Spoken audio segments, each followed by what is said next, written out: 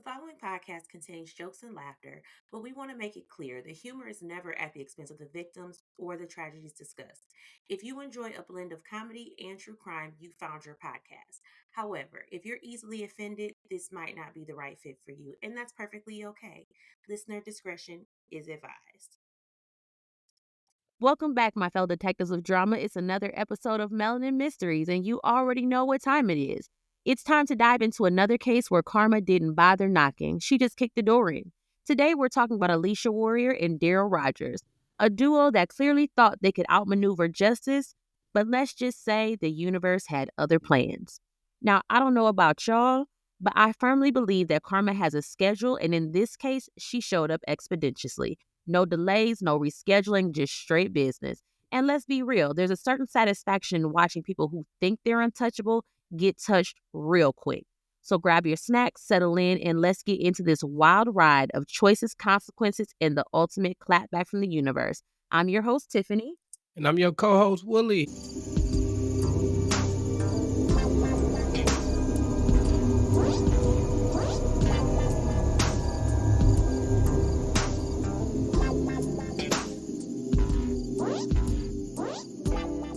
Here we go.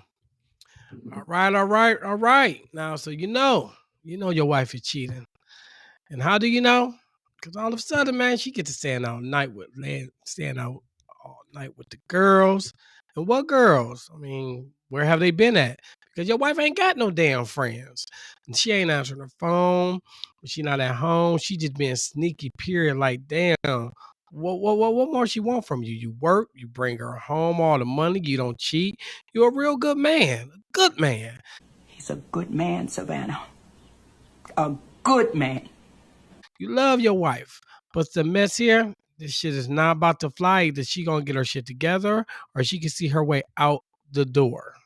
Right? So after one night, you check her about her bullshit she been on. You straight up ask if she cheating. She swears she's not. She's just been going through some things, trying to figure out who she is. She feels kind of lost in this marriage. Man, that'd be the biggest cop out in the world, man. That's what it was told to me. I'm just trying to find myself in a marriage. You know what I'm saying? Bitch, you can stay home and do that. You know what I'm saying? But she swears it's not you. And she gonna get it together because she's not stupid. She's not trying to lose a good man. So in that few weeks, things seem to improve. She's making you a priority, coming in the house on time, all that. Maybe she's serious and y'all can get y'all married back on track. I mean, every marriage goes through a rough patch, right? But just as you done got comfortable, here she comes in the house late as fuck again. Now you know the older woman always say ain't shit open this late with some legs and bars. So you say I'm waiting for her to bring her ass in the house, and it's after 1 a.m. You call, she says she's on her way home like it's nothing. So now you got to be up in a few hours to go to work. You know what I'm saying? And you ain't got a car, and she got to take you. As soon as she walks in the door, you are on her ass like, man, come on, bro. You tripping. Like, I thought we had done with this shit. You know what I'm saying? I mean, we just had this conversation. Y'all argue, and she somehow manages to call you down. Y'all have a round in the shower. You know what I'm saying? That coochie do it every time. It'll do it every time. So that's not a bad way to start your day before you work. Now, it is before dawn. You got to be at work. So your wife is going to drive you. So you can go ahead and grab a few minutes of sleep before you get there. Driving just a few blocks over and you stop the car. Like, what the fuck going on? It's an SUV stopped in the middle of the street with the lights on. You're thinking, like, what the fuck going on? So you got to get to work, nigga. You don't have to get skedaddle, dog. Then you notice a man get out the car and he approaches your window. So you roll it down just a bit. You kind of curious, like, what is he like? What's going on? Maybe they need help.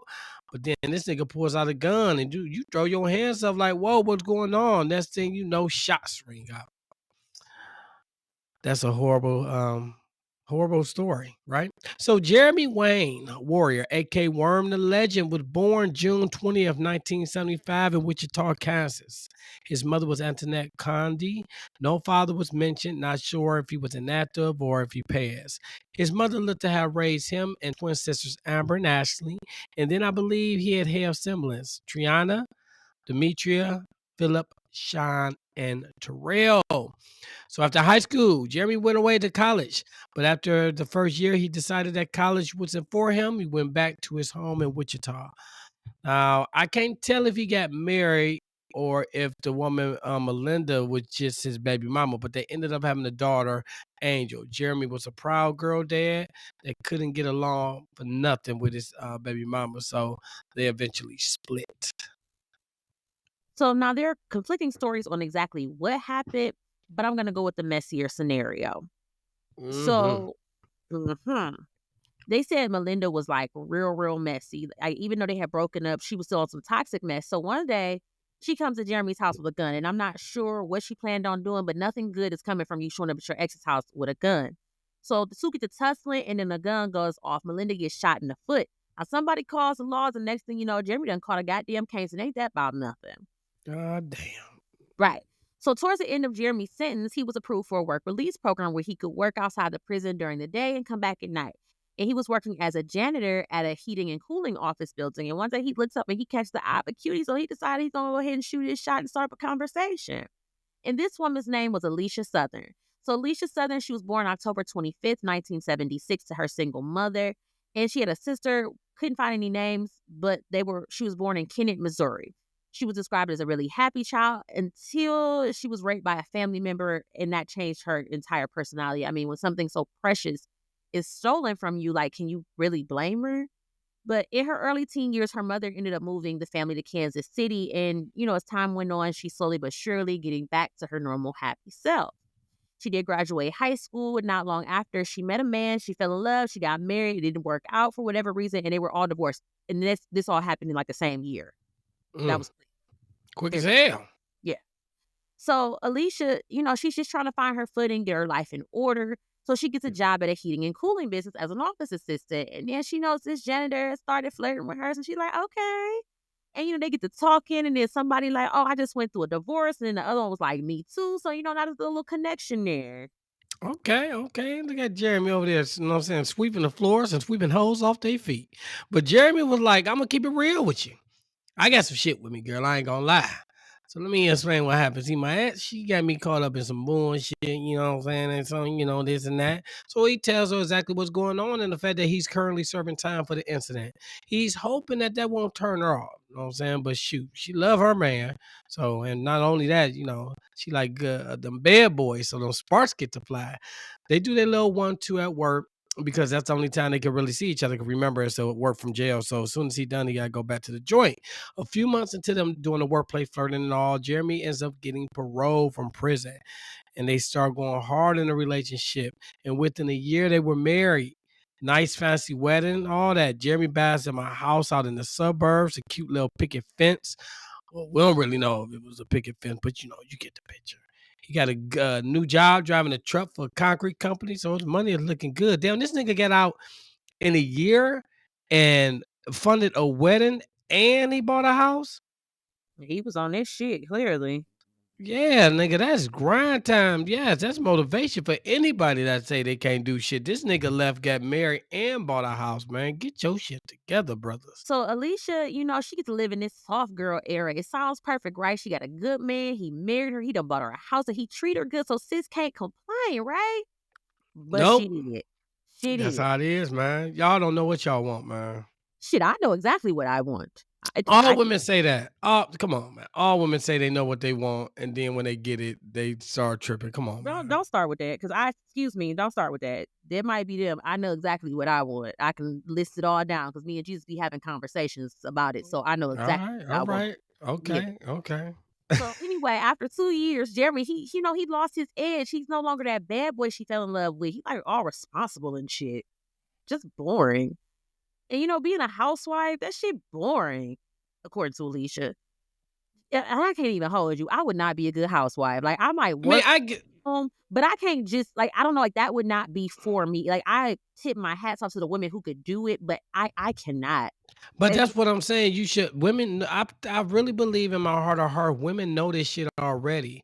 So why set yourself up for that? Like, why set yourself up? If you already know, and a lot of women do, just like you just admitted that, like, that can't be me.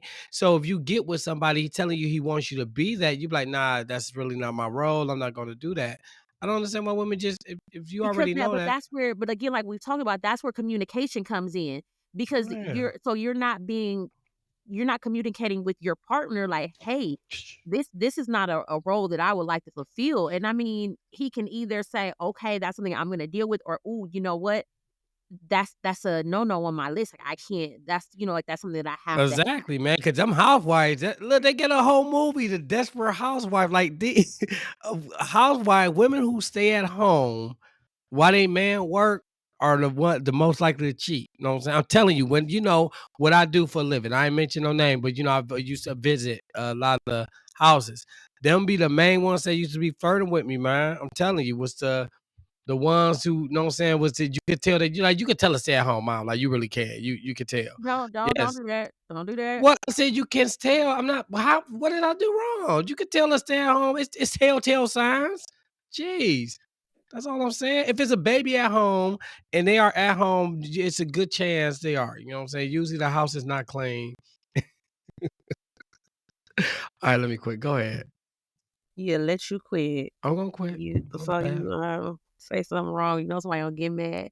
So Exactly. anyway, she feel like being a housewife is boring. And Jeremy, he always at work. And mind you, she's still in her 20s, so she still got a little bit of ratchet in her. She might have wanted to be out in the club shaking some ass. She ain't got no kids. And let's be real, the 2000s had the best music. Because I'm telling you, I was outside in the 2000s. All 07, 08, I had to sit down in 09. But by mid-2010, I would creep back outside every now and again.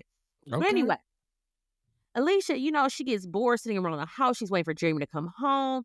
And he was at one point working up to 80 hours a week. So this nigga ain't never Nah, at home. I ain't gonna. Nah, that's that nigga fault. I ain't being funny, dude. Like you gotta think. You can't be working that much. Like if y'all got a plan and you doing that, like y'all come sit down with each other. Like look, for like these 3 months, I'm about to go hard because I'm saving for XYZ. But my nigga, if you just doing that shit, just up man, get that money. But you got a 20-year-old girl. You know what I'm saying? Just hot in the pants and want to dance. You know what I'm saying? What you like? Yes, 80 hours a week. Damn, my nigga, like you ain't never home.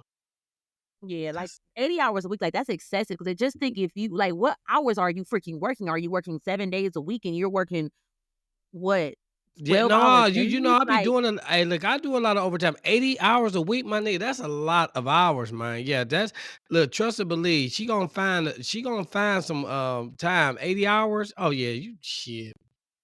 yeah, I mean that's just a lot. So she's bored. And she would work here and there, but for some reason, like she never stayed at a job long. I don't know if the bitch got fired. I don't know if she just quit. I don't know. Maybe she was like, she Oh, earned dude. no Yeah, always. My anybody husband here. got She was two like, I don't need to be jobs. here because my husband got two jobs. Like, so I don't know why she didn't stay at the job long. But she does end up finding a job at a life insurance company doing some office work. So she meets some coworkers. How it is when you be around the office, you get to chatting, just to pass the time. Now you and your coworkers done got cool. So they started inviting you out to happy hour. And then that's And when them jaws drop. It never fails, man. When so when you get a Alicia, shut up. Alicia, she started feeling herself. She's starting to enjoy life again. So on one of these outings with her coworkers, she's out of the club and she meets a friend of a coworker. And his name, Darrell Rodgers. tell you that's when it happens, man. When you start meeting new friends and you start going out, my nigga. When your girl, fellas, when your girl meets new friends and they start going out, I'm telling you right now, man. 9 times out of 10, she about to cheat on you, dog. So just prepare to end your marriage or whatever it is. I'm just throwing it out there, man. First of Never all, fails. everybody ain't like that. I'm gonna need you to stop that. Everybody ain't like I'm telling you, look, if your girl is always in the house, right, been in the house, then she meet up friends and then they going out. I'm just letting you know, man. Look, they either scissoring or or she gonna be that. stroking somebody. You know what? Move I just on. throwing it Move out there, on. man. Hey, look, it's from We a no, spirit, man. we don't listen to you. We're gonna keep moving. Okay, you're Keep right. going, sir. All right, man. Well, I apologize. Well, Darrell Rodney Rodgers was born August 26, 1973. We don't know to who or where, but we do know that he had a rough upbringing. He learned his lessons in these streets. You know what I'm saying? Not sure where parents were. Or as far as guidance, we know he had a mama because during the time he was messing with Alesia, he was living with his mama. So yeah, nigga still live with his mama. He had some kids, not sure how many. He didn't have a job, and he had a lengthy criminal record. Remember, we said Alicia liked bad boys, and that was exactly what Darrell was. But it was lure at first sight. Alicia, I'm not sure if she forgot she was married or just didn't care because her and Daryl got it in the first night. Told you, man. She saw that bed. She saw a nigga with no job, a criminal record. Know what I'm saying? And he looked okay. Oh yeah, nigga, them jaws came off quick. First First of night. all, he did not look okay. That nigga was fine as hell. I ain't even gonna hold you. He was I mean, fine as hell. look, This nigga all I'm right here. saying is yes. Look, jaws came off the first night. She dropped him, man. So then, know what I'm saying, after he didn't blew her back out, know what I'm saying? Alicia came waltzing in the door well into the night like she wasn't married, probably smiling and goofy while her husband trying to figure out where the fuck his wife is. And you a dumbass nigga, know what I'm saying, to keep allowing that. That's just me. So, and we said that Jeremy worked a lot. Know what I'm saying? So you know how the saying go, when the cat is away. Know what I'm saying? The coochie come out to play. And Alicia was out playing with Darrell every chance she got. Know what I'm saying? The late evenings when she got out work, she with Darrell because Jeremy worked late. And y'all know, nigga, unemployed niggas, they say got the best, they be slanging the best wang, man. Unemployed niggas and niggas who ain't got nowhere to stay. You have the best slanging the best wang. And that's what I'm she trying got. to be funny. They do say the broke niggas got the best They dick. I do don't because they look, they fucking for survival. That's why. They stroking for survival. It ain't just about for them to get a nut off. They are trying to survive. They want you hooked on them. That's why some of these girls be like, "How the fuck did you get a ugly ass baby daddy like that?" There you go. yeah. Uh-huh. So it got to the point where Darrell she would pick Darrell up in the morning before she went to work. This nigga would have her car all day, pick her up when she got off, and they would kick it until she had to go home. Okay, That's some Jody. disrespectful shit right there, man. As you driving around in your girl's husband car. That's some disrespectful shit, Yeah, man. because you know that nigga paid for her car because she said she ain't had no job. So yeah, that nigga paid. Exactly. And you got another nigga driving it, man. Oh my God. The disrespect gets at an all-time high. Dude, I'm telling you, disrespect, audacity, ignorance, higher the All price of of it. eggs these Yes. days. But Yes. like we said, Darrell, he ain't had no car, he ain't had no job. She must didn't get that TLC memo about the no scrubs. But sis was sprung over that thug did. Like, I ain't gonna hold you. Like I said, he was fine as hell. Light skin, low season with the deep wave, like Destiny's Child said. But you can look at that man and tell he got the type of dick that will fuck your life up. Have you crashing out. I call that toxic dick. And fuck her life up, that is what he did. So these two are like hot and heavy. I mean, because if it ain't love, what could it be? And Alicia, she's crazy over Darrell. And, she just wants to be with him, but then she got Jeremy at home. Like, Damn. I mean, she could just leave, but I mean, that's too much, like, right. So she wants to be with Darrell, but, Jeremy, he created stability. You gotta figure Next out which nigga, one. hey, look, the only thing stable is this dick game. That's it. Because for real, but all he can provide you with is like a hard dick and some bubble gum. I don't. That's it. Yeah, and she good with that though. Like some women are so they good with that. Ugh. Oh, so anyway, we mentioned that, Alicia was working in a life insurance company and she got Darrell all in her ear now. So, they start plotting and Alicia starts casually suggesting to Jeremy, baby, you never know what's going to happen. We should probably go ahead and take out some life insurance. You just never know. Like, we getting older, shit be happening. And then Jeremy was like, you know what? My cousin just died not too long ago. And, the family, they was trying to put together a GoFundMe. Well, they have GoFundMe back then. But, they was selling Yeah, be fish selling fish dinners. dinners. Hell yeah, Yeah, fish dinners, borrow man. money, trying to make sure, that they could bury, they kids' cousins. Well, he like, babe, that's a great idea. You so smart. So Alicia, she goes ahead and she takes out policies on Jeremy that amount to about $375,000. Mm. That's a lot of money right there. So Alicia and Darrell have been messing around for about 3 months, and they got their little routine going, and they think that they had and they good. But come on, Jeremy ain't this sick. Women, let me tell you, niggas be knowing. Don't think the niggas don't know. You know what I'm saying? When you be cheated, right? But Jeremy, he may work a lot, but he ain't stupid. He sees his wife is moving differently. He switched up how she switched up how she dresses when she's going to work. She stayed out late claiming she kicking it with her girl. She is affectionate. They probably ain't having no sex. So Jeremy flats out ass if she's cheating. I'm telling you, it'd be telltale signs. Let me tell you when I knew. I knew. I mean, it was little, little stuff. But when I knew was when she was laughing at something on her phone and showed me and would not let that phone go. Like she would not let the phone go. And I'm like, oh, this bitch is cheating. Yep, true story. So it be telltale signs, brothers. Pay attention. So he asked if she cheated, and Alicia was probably like, "Oh shit," but she cleaned it up well. She said, "Baby, of course I'm not cheating. I've been staying out late. I've been neglecting you, but you know what? I'm gonna do better." And she tried. So she tried to break it off with toxic dick Darrell, right? Because Darrell was starting to do a little bit too much. He didn't want Alicia to leave to go back to her husband. If Jeremy called while she was with him, he would be pissed and instructing not to answer. My nigga, play your position. Like the husband is the reason why you are able to drive around all day in her car while you're at work because he providing the funds for it. Like play your niggas don't Nigga, know. niggas need to and I think it's around the time that Pleasure P came out with Boyfriend Number 2, so he gave y'all the game on how to be perfect boyfriend Exactly. number 2. Just sit there and be quiet like you said. I ain't to be funny, but Jeremy over here financing your life, my nigga. Hush My up. nigga, yes. Look, when I look, I was a great side nigga. I'm gonna be honest with you. I was giving her advice on her marriage.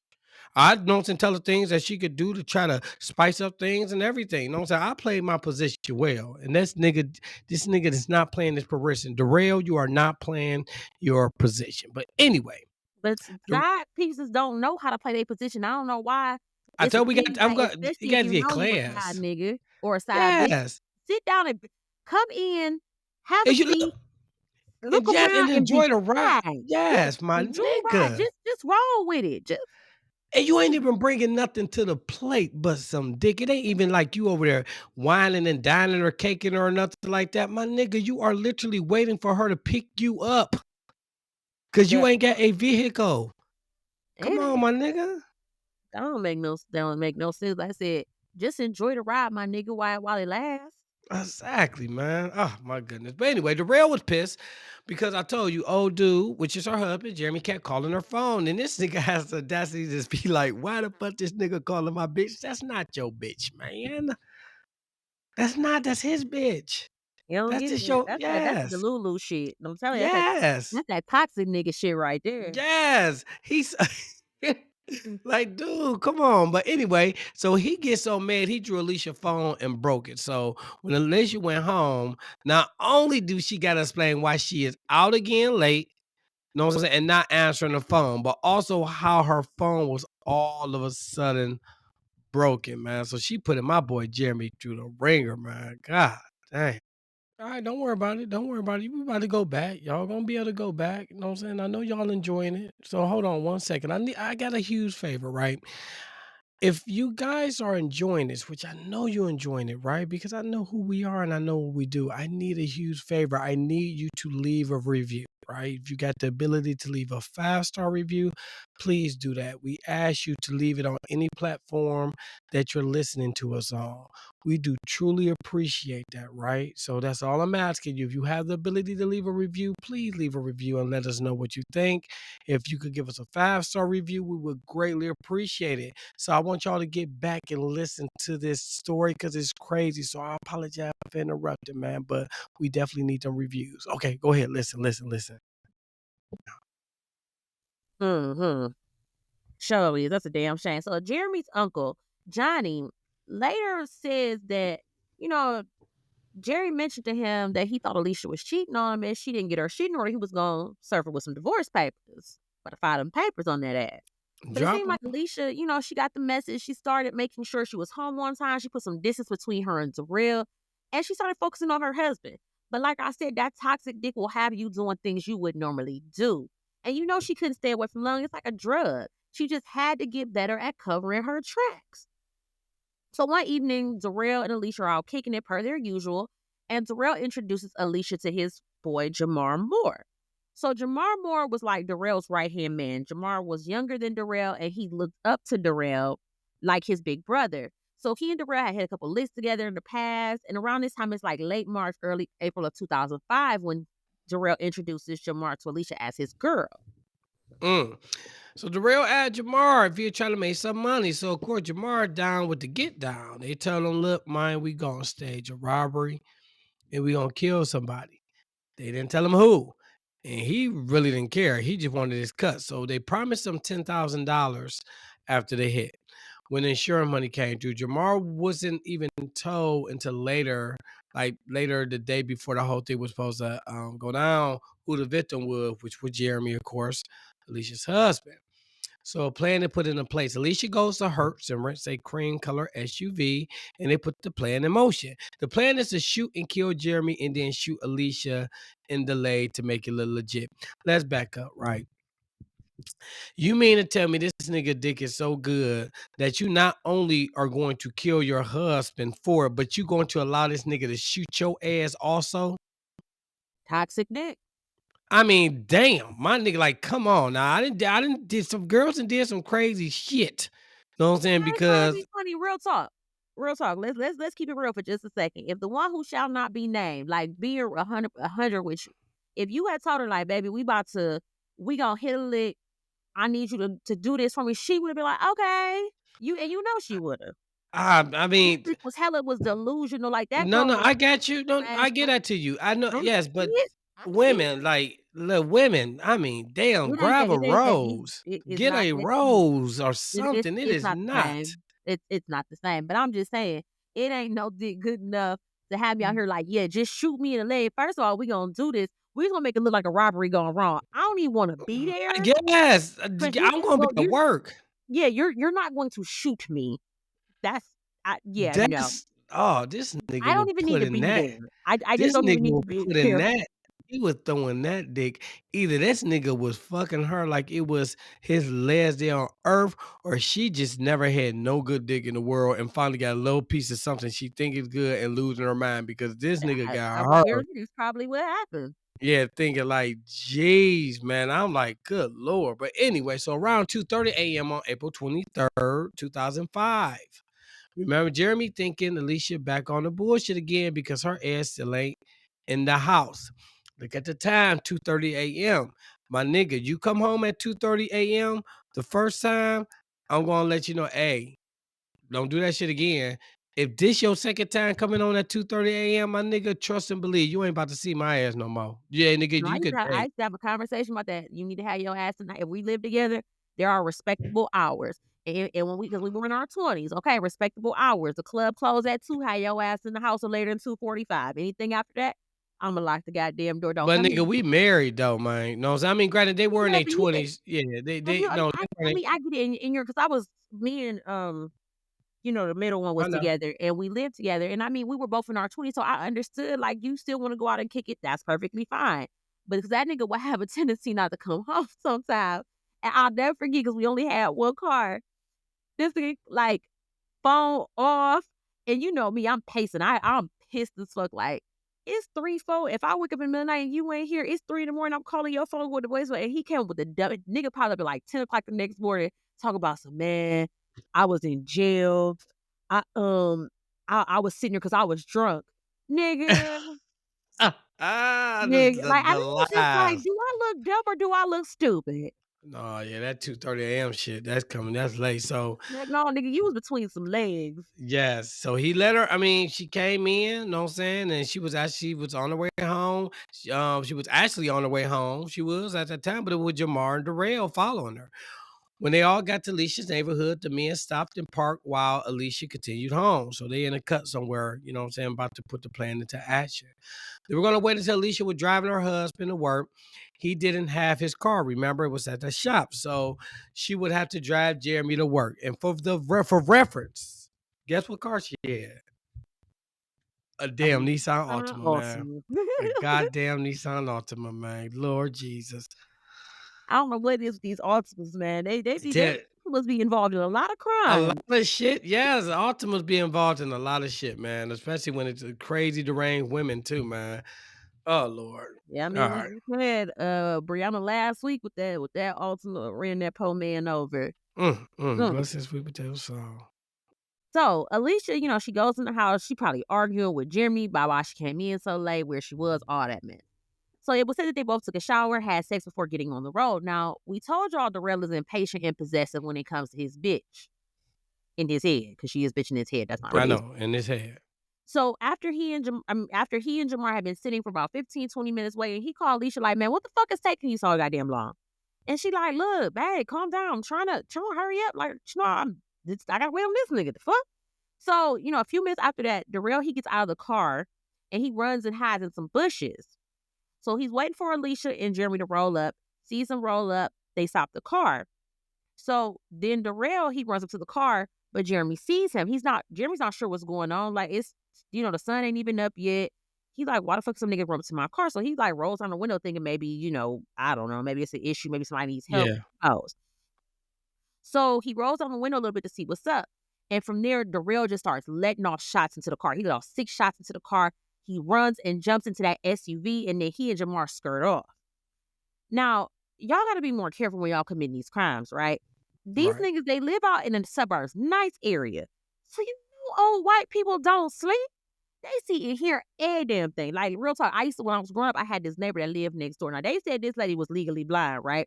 But then when I tell you that bitch used to tell my mama everything I was doing, I couldn't even look wrong because she'd be telling my mama, like, bitch, I thought you was blind. You said you can't see. She saw your ass. She saw your Everything my ass. ass was doing. Like, bitch, you have a lot. Oh, I used to be so mad. But anyway, this neighbor, he said he was getting his mail. Sir, what the fuck are you doing in the middle of the night damn near getting mail? But anyway, that's neither here nor there. He's getting mail. White. White people nosy as hell, man. I'm trying to tell Yes. you, they are. They was the only white couple they were an old white couple that lived on our street. They were like one of the only white people on our street. And I'm telling you, that bitch was legally blind, but saw every fucking thing. She used to just sit in her window and just be staring. What are you staring at, man, if you're legally blind? I'm to this day, 30 some years later, still baffled, but whatever. So they see everything from the shooting to Darrell hopping in the car. So the neighbor, he calls 911, and police and ambulances are on the scene expeditiously.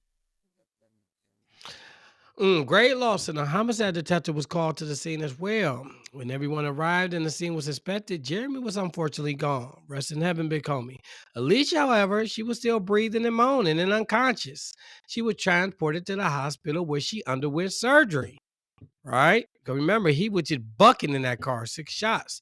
Jeremy Uncle Johnny Bassett saw the news and immediately went over to the scene. He let the officer know that, who he was at the time, and they informed him that Jeremy unfortunately passed away and that Alesia was in the hospital.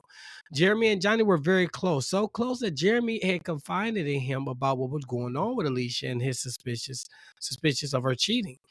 The word divorce popped up a time or two in their conversation, but according to Johnny, things between Jeremy and Alesia had been back on the up and up. Remember, she was trying to make things work. Upon interviewing, the detectives asked Johnny if Jeremy had any enemies or if there were anyone who would want to harm him. Jeremy was upfront about his nephew's past. He used to be a drug dealer. And don't forget the incident between him and the baby mama where he ended up shooting her in the foot. And he spent 6 years in jail because of that. But he also told them that Jeremy had completely changed his life around and that stint in jail scared him straight. He wasn't on no bullshit whatsoever. So he just went to work, took care of his daughter, came home to his loving wife, who he thought was loving. There were no shell casings found at the scene, which suggests that a revolver was used. So detectives, they need to speak with Alesia to figure out what happened. So they get to the hospital only to find out that Alesia, she's in a medically induced coma, so they have to wait. Now, when Alesia wakes up, her very first question is, quote, how is Jeremy? And that's when Johnny tells her that Jeremy didn't survive the accident. And this bitch, she gives an Academy Award-winning performance when she breaks down. She's sobbing. She's crying. She is hysterical, but that's not all the bad news she gets. So the doctors then tell her that when she was shot, she was hit in her stomach, abdomen area. And unfortunately, the bullet hit her spinal cord, and baby, you'll never walk again. Well, Now, I don't know goddamn. about you, but that's some traumatizing Goddamn. shit. You know, I You, planned to murder, kill your husband. The shit went left, and now your ass can't walk. Talk about some this karma. nigga then shot your ass and paralyzed you. Know what I'm saying? So, you can't even walk. Karma came for that ass expeditiously, and I ain't got no sympathy for you, boo. Y'all, you can't even use your cooch now. Know what I'm saying? You didn't did all that to live off and run off and be with this dude, and your cooch ain't even working no more because you're paralyzed. I mean, Oh, God. do it not work if you paralyzed? She ain't gonna feel shit if she paralyzed. She No. paralyzed from her waist down. She ain't feeling nothing. I'm like, you know what? That's a good question. I'm gonna find out. Let me ask my best friend. Keep going. Your best friend paralyzed?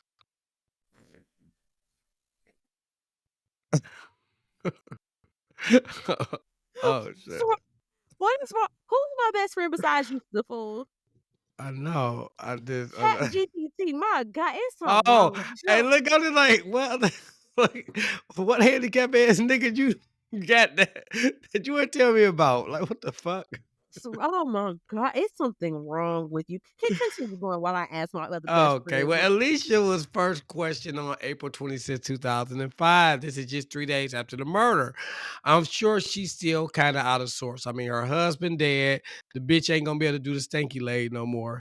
And she probably doped up on all types of pain meds as well. In her first interview with police, Alicia said that she would drive in Jeremy to work when they came upon a red SUV with the taillights on. She said two Hispanic men jumped out the SUV, approached the car on either side. She described the men as short and around the same age as she and Jeremy, which was their late 20s, early 30s. She said she didn't remember hearing gunshots. They, of course, asked how she and Jeremy marriage was and was anyone cheating or anything close. And Alicia said, of course not. We had a great marriage. She said that that evening she had been out with her friends and two of her friends, Jamar and Darrell, was there also. She said Darrell was a close friend of the person who lived in the apartment. She said she called Jeremy around 1 a.m. and let him know that she was on her way home. And from there, they knew the rest. Now, police are out there looking for two Hispanic men based on Alicia's story, and they start digging into her phone records as well. Since she said she called Jeremy around 1 a.m., and that should have been one of the last phone calls on her phone. But, they got to do what they got to do. So they had to check Jeremy phone records just as well. Okay, Damn, so so it's two Hispanic men out there that ain't even do shit.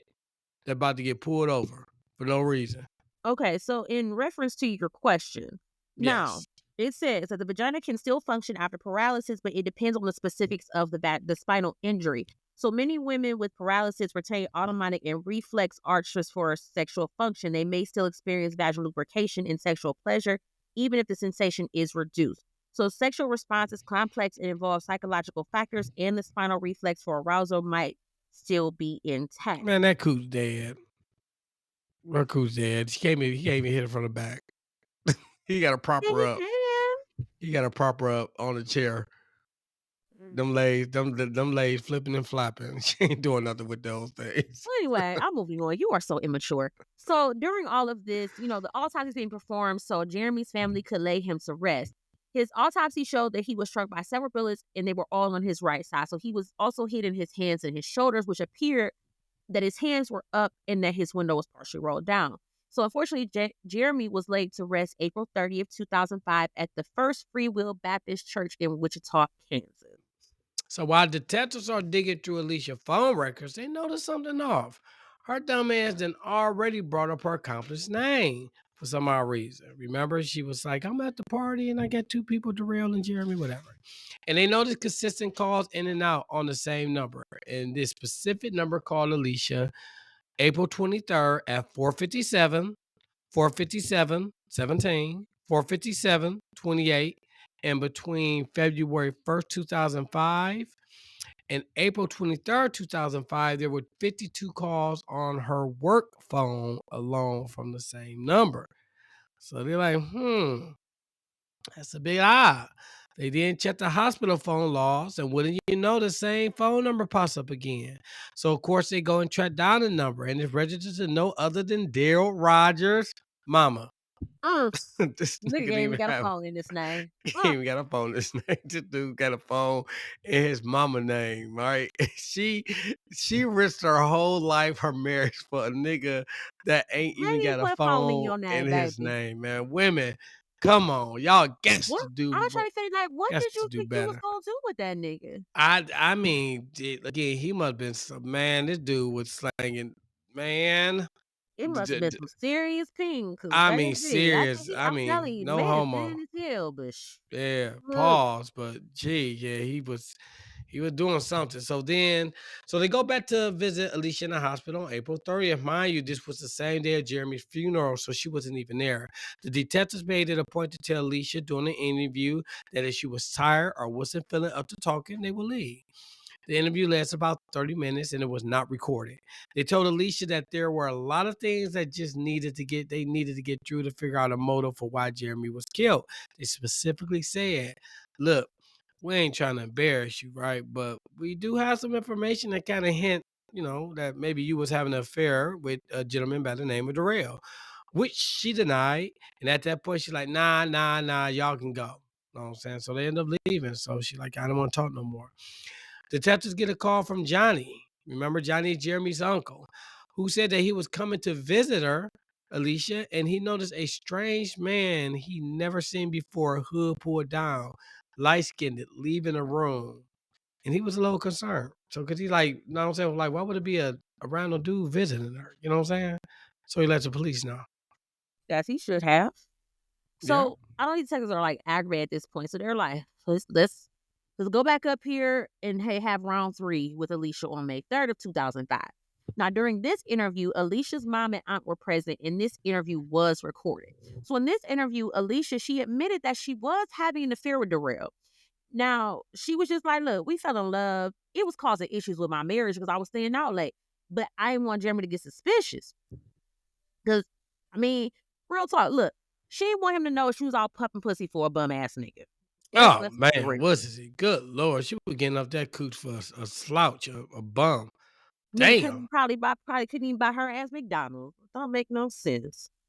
So she did tell them that, like, Darrell would get mad when Jeremy would call her phone when they were together. And like we told you, like a month before, Darrell had broken her phone because Jeremy kept calling and he was pissed off. Red flag. That's another red flag. Nigga got anger issues.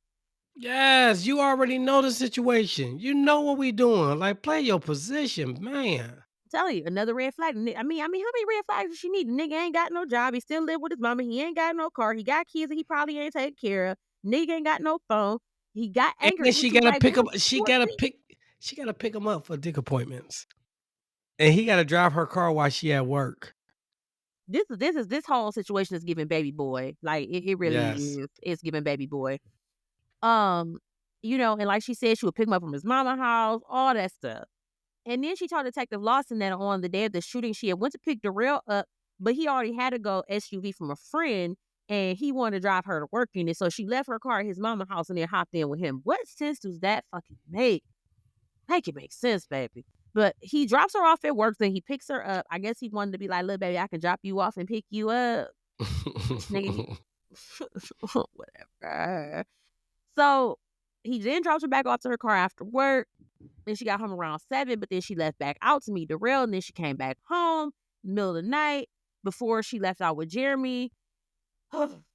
Had called her like several times, and this made Darrell mad. And he told her not to answer her phone. Like this shit is just ridiculous to me. It is. I mean, I'm not gonna lie. Like she really cries out over something. I ain't She gonna crazy. She cries can out. like I can't wait till y'all see the pictures. Like this nigga, like you can just look at the nigga and tell he on some fuck shit. Like he look like an ain't shit nigga. If ain't shit nigga was in addiction, it would be It this be nigga him. right Yeah, here. it be that nigga throwing up a peace sign. Yeah. It really would. Like, uh. So, like I said, Jeremy had called her several times. The real mad. She probably tripping because she like, I don't know what to do. I'm between two niggas. The shit crazy. But she, she answers her phone anyway because Jeremy's her husband. So she Yes, tells you me gotta like, answer the phone. Jeez. yeah. So she's like, look, baby, I'm on my way home. I'm coming. She tells police that she didn't want Jeremy to know about Darrell because, she loved Jeremy and she didn't want to hurt him. This Right. doesn't make sense to me. Right. Like, baby, like, this is one of them situations where I'd be like, baby, you're talking in circles. You're talking, but you're not Shut saying your ass. shit. You Like, that wanna hurt, pisses but me nigga, off. you ain't coming in that night. Like you don't think it's dude. You ain't coming in. You ain't answering your phone. Like you 2 o'clock in the morning. Like you. I don't wanna. I didn't wanna hurt him, bitch. You trust and You believe. know That's what you're doing. Like, this is one of the situations like, baby, you're talking, but you're not saying shit. And I can't stand people exactly. talking, don't be saying shit. That aggravates me to no end. So anyway, she then says that she goes home and she talks to Jerry for about 30, 40 minutes. They have sex in the shower and then they get into her car. So she said, I'm driving up the street and then I see some brake lights in a gold SUV. She then says, hey, Darrell hopped out of that passenger seat and then like he ran past her side of the car, but then she claims she didn't see a gun, but she heard a gunshot. And then she felt pain and a floating sensation. And then after that, all she remembered was waking up in the hospital. This This nigga girl did. clearly has fucking diarrhea of the mouth, so she just kept fucking talking. She then goes on to say that Darrell called her while she was in the hospital to see how she was doing and asked if he could come visit, and she told him that he could. Why, if you just saw this man hop out and shoot you and your husband, yeah, baby, You. come visit me and Yeah, I'll come blah, visit. blah, blah. Exactly. Yeah. She. I know that. I know them cops would look at her like, God damn, bitch. Cause I She know how didn't. I'm over here looking like, Bitch, make it fucking make sense. I mean, you can't walk, but goddamn it, you could at least think. There's a shortage on sense these days. I can't even say common sense. Common sense ain't common. I don't know what's wrong with her. But anyway, so she had her sister bring Darrell to the hospital. So now you got your sister involved in picking up your bum ass nigga. Tell that nigga to fucking catch the bus. Because Uber wasn't around back then. But the nigga couldn't even catch the bus to come see you. You got And to send him to a they ride. had taxis and jitney drivers, and they had public transportation. Nigga, like that, get your ass on the goddamn bus. You ain't got a nigga. One of your homeboys can't bring you up here. You got to call my sister up here. And you got to think, though, the sister got to be looking at her crazy. Like, why are you having me? Your I'm husband not. just You called died. me, asked me to come pick up your grown ass nigga to come see. Because mind you, he's older than Alesia. Yeah, You that's want to come right. pick up your grown ass nigga to come, bitch, call somebody, get somebody else to do it. Because it won't be me. So Alesia said Darrell came to the hospital and he's like, baby, I'm so sorry for shooting you. I did not mean for none of this to happen. You still love me, right? And we still gonna split that insurance money, right? Well, that's not all it was said, but I'm sure that's the conversation they had. Yes. And she told the police that he couldn't explain why he shot Jeremy, but Darrell specifically told her not to talk to police. But this bitch got diarrhea in the mouth. She don't know what the hell She talking. So Detective Lawson then asked her about the incoming call from Darrell. Alesia said, well, he called, but I didn't answer. So I was just calling him back. She said he called because he wanted to know whether she was coming to see him that day. I guess Detective Lawson was tired of hearing the BS she was talking about, and he was done for the day. He like, bitch, you just gonna keep lying. But then Alesia asked him to come back. She said, look, hold on. You hear this, y'all? She said she got even more tea to spill, so he would like tell me more. She didn't tell him that she was the one who rented the gold SUV for Darrell. And This she bitch wanted about to tell dumber than a box of goddamn bricks. I don't get it yet. Damn it. I mean, I don't know. Maybe when you get paralyzed, like I don't know, it paralyzes some of your brain cells or some shit because this bitch, she doing too much. So, and again, let's just be honest. If she would have kept her mouth shut, like they could have kind of away with all this shit. Like, I ain't trying to be funny, real talk. I mean, she would have kept her mouth shut, but she kept talking. So she said she rented the gold SUV for Darrell, and she wanted to tell him sooner, and she wanted to tell the detective sooner, but she didn't want the officer to think that she was involved. So armed with such incriminating evidence, the detective started checking into the car rental records and did confirm that Alesia had rented a gold or champagne colored Ford Explorer from Hertz at the Kansas City airport on April 21st, 2005. Alesia claimed that she rented the Explorer for 2 days because Darrell wanted to take his kids to Fun World in Kansas City on April 22nd. So now you renting vehicles for this brother to take his kids to Fun World, man. The And nigga she can't even afford crashed to take out. his kids to the damn amusement parks. You had to get you and your goddamn kids She get on a she goddamn bus. crashed. She crashed out bad. So when Detective Lawson asked Alesia what she was gonna tell Jeremy when he saw the charges for the rental on a credit card statement, so she claimed she was gonna come clean and tell him about the rail. This And that bitch. interview You was just said recorded. 2 seconds ago you ain't want to hurt him. Yeah, so Hurt you him. gonna wait until he asked, hey, what's the rental car? Yeah, by the way, I might as well tell you. I'm actually having an affair with a dude named Darrell, and I rent that car for him and his kids. Come on, man. Mm-hmm.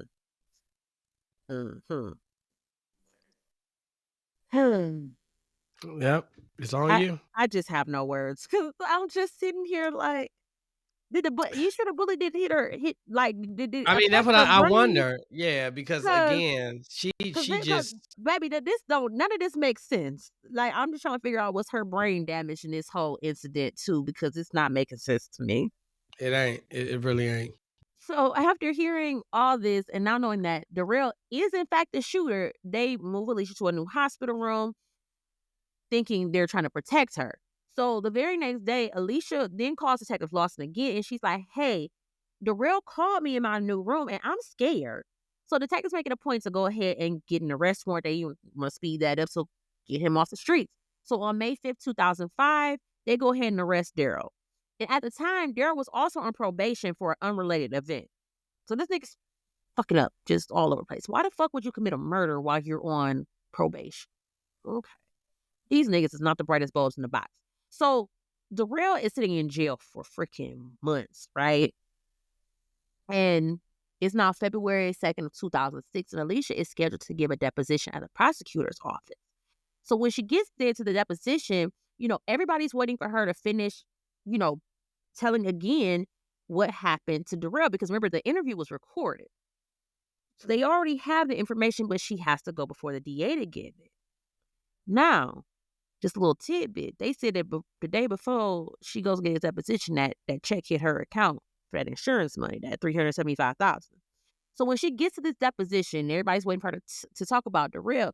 Alesia gets up there and tell them people, it was some Hispanic men that shot me and Jeremy. I don't even know who they are. And you know what? It wasn't two of them. It was just one. But it wasn't a red SUV like I thought before. It was gold. But, I'm not sure if it was the one that, like, I had rented. But Darrell wasn't there. It was a Hispanic man. Man, I know they're like, this bitch, come on. Exactly. Man. Exactly. So then they ask her about her relationship with Darrell, and she like, oh, that's just my friend. And they were like, well, didn't he come visit you in the hospital? And she like, oh yeah, he just came to the hospital just to make sure I was okay. He didn't say nothing apologizing because he didn't shoot me. He just said he was sorry because I got hurt. Then she goes on to deny that he even contacted her anymore or issued any more threats. And basically she just flushed her whole fucking case down the toilet because Oh she was my, the she only one crashed out. who could ID the shooter, so they had to let Darrell go. That's some Damn. bullshit. Straight up bullshit. Yes. Yeah. She just completely just flipped it all. Yeah, like I have no idea what you're talking about whatsoever. I have no idea. Like, ma'am, So we have you on a recorded conversation. Go ahead. so I know this man was pissed. I mean, you got this chick. She she had I'm you telling you, shoot that your bullet husband. it did something to her It, brain. It had to. Had yes. to. So she had you shoot her husband, then she snitched on you, and you sat in jail for months. I wonder what was her reason for doing that. But anyway, but when he got out, he came out to some money. Cause remember, Alicia cast a check for $375,000, and of course, she was about to blow a bag on her man. You know what I'm saying? Yeah. So, um, yeah, because I mean, Why yeah, not? I mean, no, right? I'm just tripping on the fact that Exactly. she, We're all baffled here. We probably yeah. all of us have the same freaking face. So they said the two had brought a house. They were buying cars, they're shopping, all on Alicia's dime, and neither of them, I'm sure, are working. Darrell ain't never had a job, and I'm sure Alicia would maybe get some type of disability for them legs that wasn't working. So they probably were giving her a check, but that's not enough to keep up with the lifestyle they was living. And I'm also sure that Alicia needed special care since she was now in a wheelchair and she needed, accommodations around the house. So they had to be cutting into her money. I'm sure Darrell wasn't doing too much to help her around the house either. So these two are living together, doing whatever the hell they're doing, living it up. I guess I'm still tripping on the fact that this bitch is really in a wheelchair because you did some dirt. Like, and this nigga probably really with her just for the money and everything. You know what I'm saying? Pushing her around, bragging to his niggas. Oh shit, man, that is crazy. Like, yeah. Hold on, let me go ahead and change her diaper right quick. I'll be right back. So time goes by, 3 years to be exact. And somebody's a little disgruntled. Who disgruntled? So, we said Alesia and Darrell, they out blowing money like it's going out of style. They living it up. But they forgot about somebody when they was, they ain't pay their bills. Who they didn't pay? So, I'm going to tell you. A call comes into the police department in 2008. Remember Jamar, his friend who was a getaway driver? Yeah, it was him. Oh, yeah, they owe that dude 10 racks, right? So they asked him, like, come on down to the station. Let's have a little chit-chat. So Jamar get down there. He starts singing like J Hud and Dreamgirls when Curtis chose Dina over her. He wasn't having it. He said he needed to get this off his conscience. It's been eating at him. He gave these niggas the entire rundown from beginning to end on how everything went down and how Jeremy got shot. He told them that he was a getaway driver and that Alesia offered to pay him $10,000 out of that insurance money. And they were like, well, why you just not coming forward? He like, well, because they ain't pay me. You gotta, mad and how broke you gotta be to go to the police and incriminate yourself because they didn't pay you. Like, you're literally about to incriminate yourself, bro. You mean you're about to go to jail? You that broke and that mad that you went to the police station and say, "Hey, look, I was involved in the crime. They didn't pay me my money." Got Yeah, to you be gotta more be fucking careful. pissed because you know you're going down too. Yes, you gotta be pissed. Like, Yeah, you gotta be pissed. Oh my God. yeah, I don't know if I can do that. I mean, maybe like I said, maybe he was homeless and he needed that 3 hots in the car. I don't know. That's But crazy. Jamar, he agrees to take a plea deal, but I couldn't find any details about like exactly what the details of this plea deal were. But they go ahead, they expeditiously go down there and arrest Alesia and Darrell. And now it's time to play a little game. Who can we get to flip first? So Mm, they go silent. Alicia said, "Look, I'm gonna take this in front of a jury. I'm gonna get off because I'm a paralyzed, grieving widow, for goodness sake." So Alicia rolls the dice. She goes before a jury, and they were very sympathetic towards her. Like, I mean, they were so sympathetic. They did not convict her and give her life. They found her actually guilty of first degree premeditated murder and mm. conspiracy to commit murder in the first degree. But baby, they didn't give her life. They see how sympathetic they were. They did not give her life. It worked. She was only sentenced to 50 years with no chance of parole. No chance of parole or walking again, That part too. right? Hope she saved some of that money for a lawyer.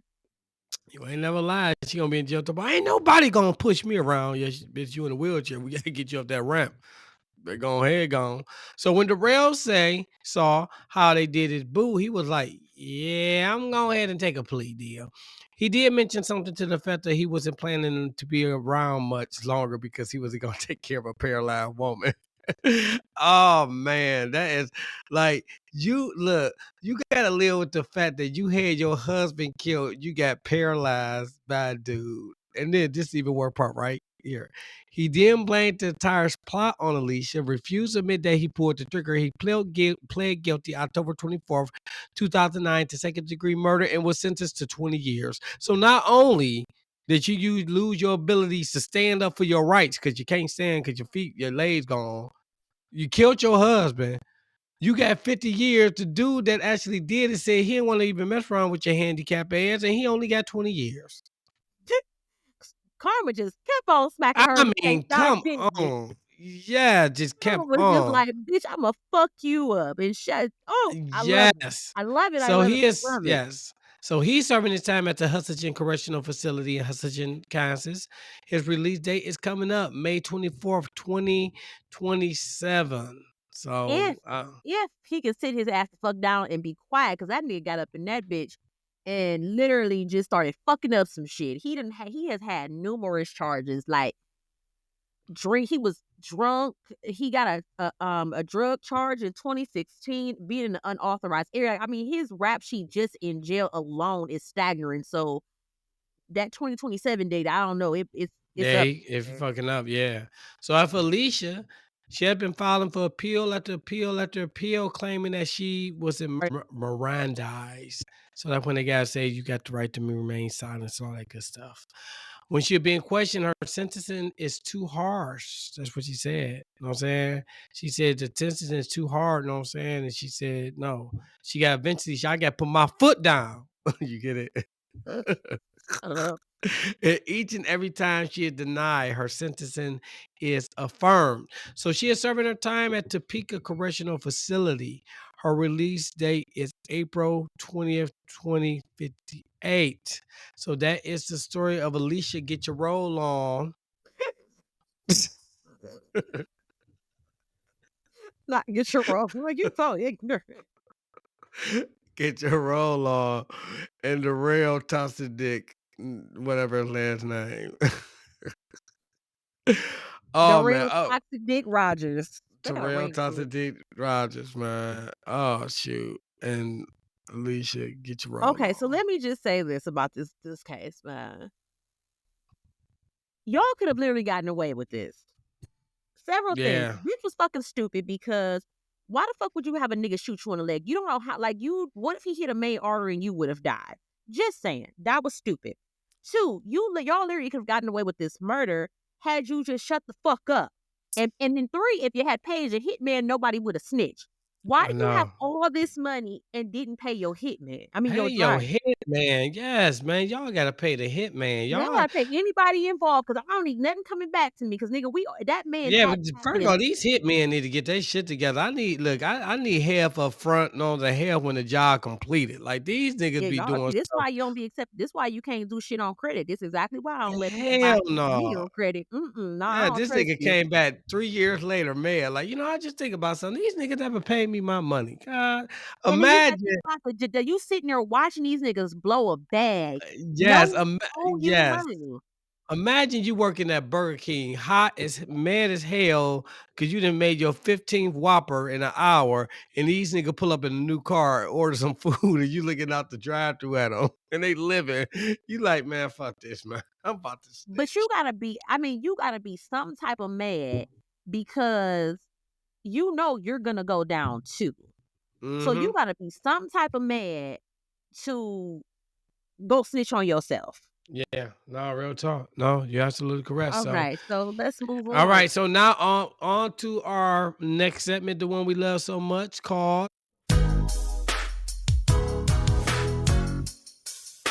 Love, Lies, and Alibis.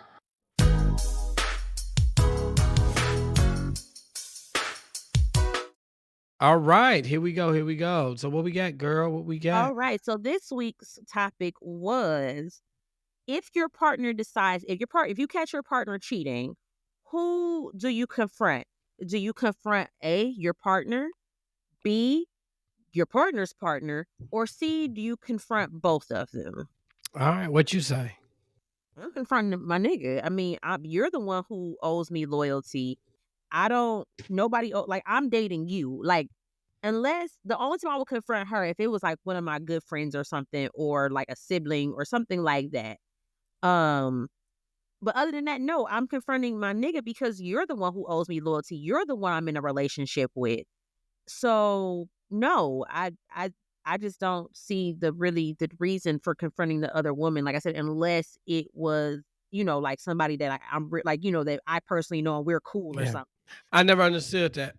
I never understood why women or men do that. Like my thing is at the end of like you said, the key word is your significant other is the one that owe you the loyalty. The other person don't. You know what I'm saying? So why are you going to them? And a lot of times you go to that person, they didn't even know. You know what I'm Yeah, saying? and Like that's you, another thing. Yeah, yeah. like y'all confront the other woman. Half the time she don't even know what the hell going Yeah, on. half Like, the time she like, what the hell going on? I had no idea. He lied to me just like he was lying to you or whatever. You can't get mad at that woman. Know what I'm saying? For that. Know what I'm saying? So me personally, if I do it, no, I will confront her. You know what I'm saying? I would never say nothing to the dude because at the end of the day, look, he nigga what he doing what a nigga gonna do. He well, doing what yeah. any other So nigga gonna when do. when your wife was cheating on you, you confronted her and not the My principal. ex-wife, my ex. That's I'm clear. I don't sorry, want niggas ex-wife. thinking that. Yeah, Sorry, thinking like, oh shit, sorry. no, yeah, I no, didn't realize I said that. Yeah, sorry, your yeah, ex-wife. no, When you good. No, I confronted her about it. Know what I'm saying? I confront, but be I okay. So she did 2 times, right? Yeah, I was dumb as hell. The first time, I knew I knew who the person was, but I still confronted her. What I'm gonna say to this dude? Know what I'm saying, nigga? I mean, she was cute. He did what I expected the nigga to do, and then the second time, I didn't know who it was until later on. But even if I did, I'm not about to confront him. It's you. You know what I'm saying? You the one with the you the one with the know what I'm saying, the generous cooch. That's you. Know what I'm saying? So that would be me. So let's see what a couple of our followers said. Okay, Oh. I'll pull one. So Liz said A for sure, and B if she knows about me. But at this point in my life, I see why people have poly open relationships. Fuck that. I'm not sharing, not knowingly, because if I find out you cheating, nigga, I'm out the door. I don't play them games. You're not throwing off my pH balance. Well, I got a KKC said partner. I ain't no telling what he told her. So she And said that's she that's would, very true. Because yeah, remember she would go to her when you partner. you Yeah. had your harem or whatever, them hoes like when they would always sit there and confront the other ones, but nobody knew about each other. Cause Yeah, that except for the one who shall not be named. And she'd be like, "Well, I called this chick in this phone," and she was like, "Who are you?" And I was like, "Cause she probably didn't know who the hell you was, bitch. Why are you um, confronting these bitches? I Confront them." know exactly. Yeah, you messing it up for me and everything. So if you kick me out, I ain't gonna have nowhere to go. Calm that down. So mommy said one thing I'm saying, only thing I'm saying to my partner is that it's effed up. He didn't let me know the game had started. Oh, yeah, she the one. I think she the one with the bag. She The about to bag. she about to fuck his life up. He don't Yeah. want no parts Yes. of that. Yes. So let me see. Poor said, "Get my lick back." Nah, seriously though, my partner because she doesn't owe me loyalty. He does. Yeah. Okay. Monet said, "Partner, unless that bitch know me."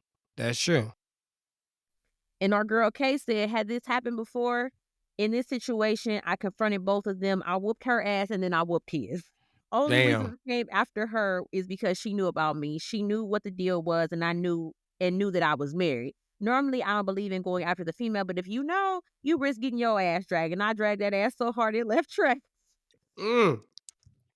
Violence. So it Brittany bitch said, I'll confront my partner. He knew he was in a committed relationship and chose to cheat. The other woman is single and free to do what she wants. Can't be mad at her. And then we'll read one more. And that one was from Terry. Terry Love said, at my big age, A will automatically be put out, and if B knew, I'm slapping her. There you go, man. Violence. So there we go. Remember, man, we're gonna be posting. We always gonna post the Love Lies and Alibis question before we do the show. Make sure that you leave a remark. We will read your remark on the shows and give you a shout out or whatever the case may be. I'm always end up saying something funny and say, "Oh, look, the funny look You almost that got shit, your ass beat that yesterday shit I did yesterday." talk about we lost We my grandmother. lost. Everybody all in the comments like, "Cause I called you so goddamn fast. What the fuck are you talking about?" You I almost was dying laughing when you you called almost the person, um, like, right when you picked up the phone. I picked up the phone like it was a joke. Nobody died. your ignorant ass gonna sit there and post. Oh, we found y'all. She was that big girl. I was so mad at you, sir. I was so mad. You are Oh shit, it's I swear it's really something wrong with you. It that was really is. And hilarious, man. I need to talk to Miss Lori because Yeah, she that did was something to you hilarious. when you was But there we go. That was our love lies and alibis, you guys. So all right, that's gotta talk about good news. I finally got in contact with Khadijah, y'all. I thought Khadijah was done with me. I thought she said forget me and she was mad. No, she wasn't mad. She was on lockdown, unfortunately, for 60 days. So that's why we were not able to get in contact with her.